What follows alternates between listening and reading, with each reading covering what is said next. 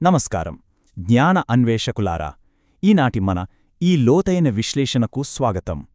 ఈరోజు మనం ఒక అద్భుతమైన ప్రయాణం చేయబోతున్నాం. కాలచక్రాన్ని కాస్త వెనక్కి తిప్పి మానవ చరిత్రలోనే అత్యంత బృహత్తరమైన గంభీరమైన కథను ఆవిష్కరించుకుందాం. ఇది కేవలం ఒక కథ మాత్రమే కాదు, ఒక యుగానికే ప్రతిధ్వని. గౌరవం, బాధ్యత, మానవ ధర్మం అంటే ఏమిటో నిర్వచించిన మహాకావ్యం. అవును, అదే మహాభారతం. ఈ ప్రయాణంలో నాతో కలిసి అడుగులేయండి. ఒక్కసారి ఆలోచించండి. ఒకవైపు ప్రాణానికి ప్రాణమైన రక్త సంబంధం, కుటుంబంపై అంతులేని ప్రేమ.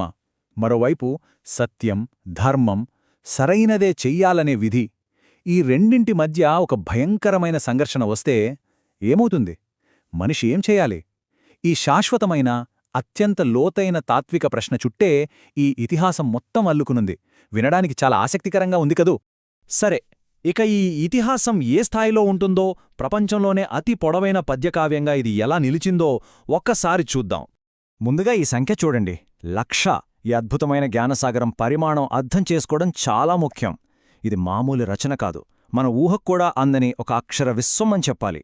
1,00,000 శ్లోకాలు. మహాభారతం యొక్క అత్యంత సుదీర్ఘమైన కూర్పులో ఉన్న అక్షరాల 1,00,000 శ్లోకాలివి. ప్రతి శ్లోకంలోనూ ఎంతో లోతైన అర్థం, జీవిత సత్యాలు దాగి ఉన్నాయి. ఇక పదాల లెక్కన చూస్తే ఇది ఏకంగా 18 లక్షల పదాలతో నిండి ఉంది. అంటే సుమారు 1.8 మిలియన్లన్నమాట.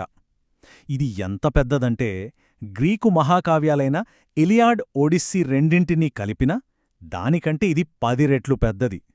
రామాయణంతో పోలిస్తే 4 రెట్లు పెద్దది. అందుకే కదా భారతీయ సంప్రదాయంలో దీనిని పంచమ వేదం లేదా 5వ వేదం అని ఎంతో గౌరవంగా పిలుచుకుంటారు. మరి